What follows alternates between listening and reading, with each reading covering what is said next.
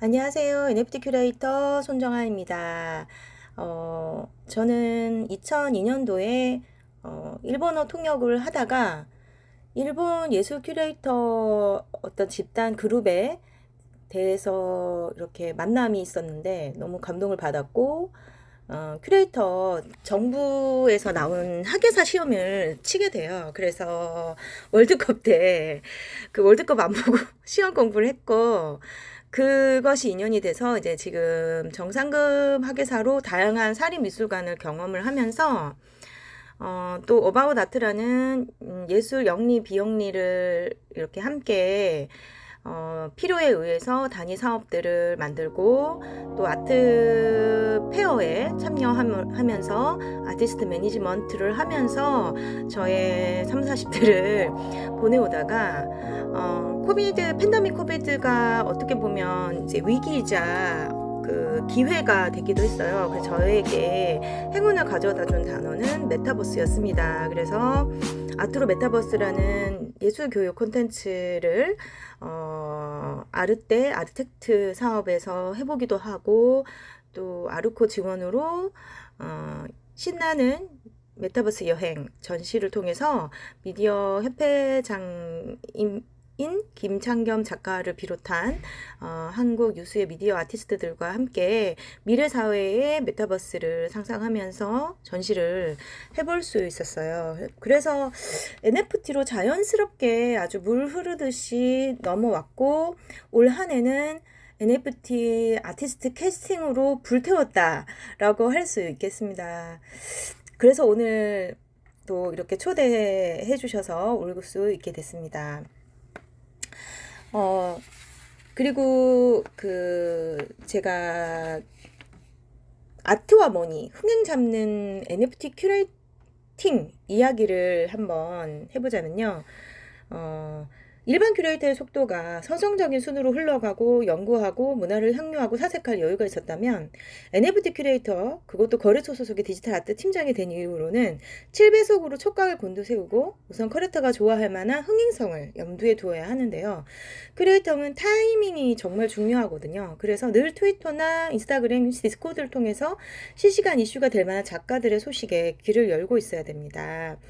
예를 들어서 여러분이 많이 보셨던 박찬욱 감독의 헤어질 결심에 여유주연상을 받은 탕웨이 배우에게 NFT를 부상으로 수여하게 된 작가가 있어요. 춘사 국제영화제에서 수상으로 NFT를 이제 하게 됐는데 그 작가가 한국의 샌드방 작가였어요. 그래서 그 작가의 제네시스 가든 스파이엘이 부상으로 전달됐고요.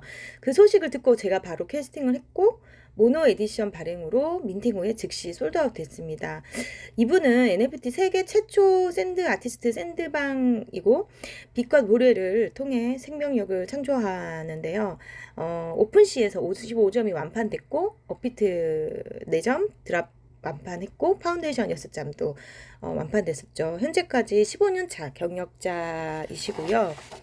그리고 컬렉터를 이렇게 제가 만들어 갔던 이야기가 또 재밌을 것 같은데 예술은 컬렉터가 소장함으로써 재탄생된다고 볼 수 있어요.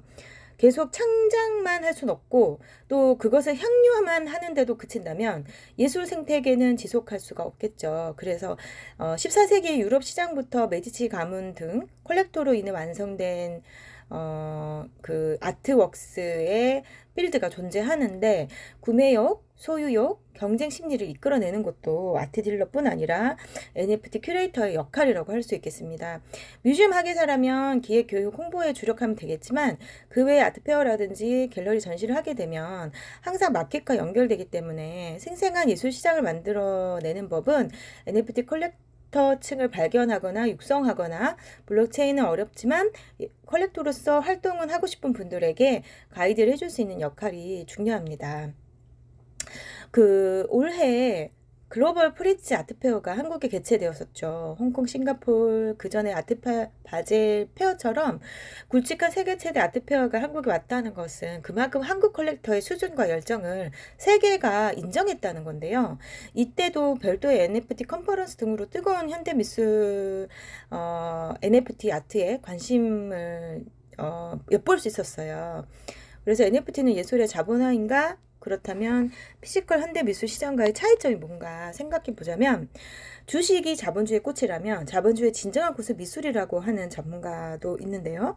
14에서 17세기 유럽의 미술계가 보여준 돈의 위력이 그 당시 사실 흑사병이 있었고 코비드 팬데믹 시대의 미술 시장의 DNA를 보여주는 것 같은데요. 사실상 올해 어떤 작가는 텐트를 치고 그림을 사는 진 풍경을 보게 하기도 했어요. 그래서 한국 컬렉터의 열풍은 프리츠나 케아프에서도 입증이 됐는데, 실물 아트를 판매할 때는 갤러리스트 50% 수수료를, 아트페어도 마찬가지죠. 그런데 NFT를 거래소에서 민팅할 경우에 계약에 따라 조금 다르겠지만, 또 거래소의 성향에 따라서 다르겠지만, 현재 저는 오픈시와 마찬가지로 소속 거래소에서 2.5% 수수료 외에는 모두 작가가 가져갈 수 있다는 장점을 지니고 있어요. 그래서 여러 가지 오픈시에 직접 해보신 분들은 아시겠지만, 아트페어의 그런 수수료 50%라는 부담감을 해소할 수 있다는 장점이 있습니다.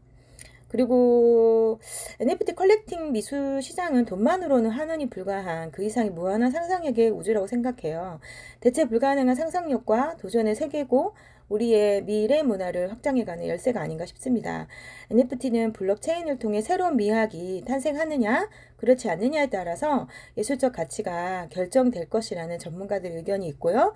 커뮤니티 아트, 이러한 아트앤가이드처럼 새로운 교육, 내비게이터 가이드와 함께 만들어가는 문화라고 생각해요. 그래서 글로벌 NFT 큐레이터의 감각을 단련하는 방법은 트위터, 디스코드, 스페이스의 뉴스들을 모니터링하면서 타이밍을 잘 잡아야 하는데요.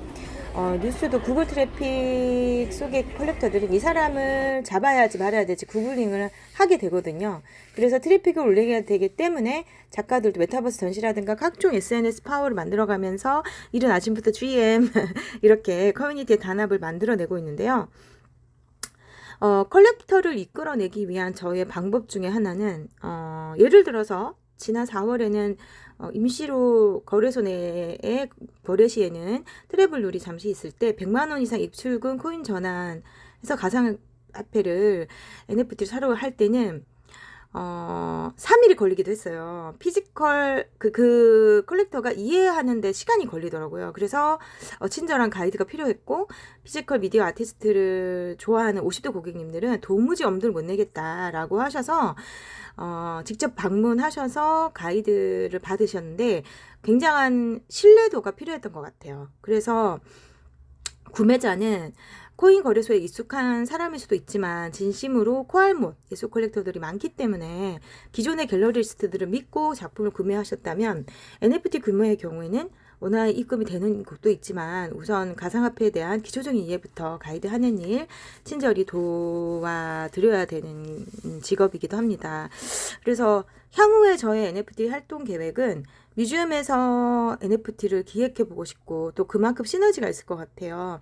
상업 공간은 이미 이제 리드미컬 코코넛처럼 SNS 인플루언서가 많은 NFT 아티스트들을 활용하고 서로 간의 시너지를 나타냈었던 것 같은데요.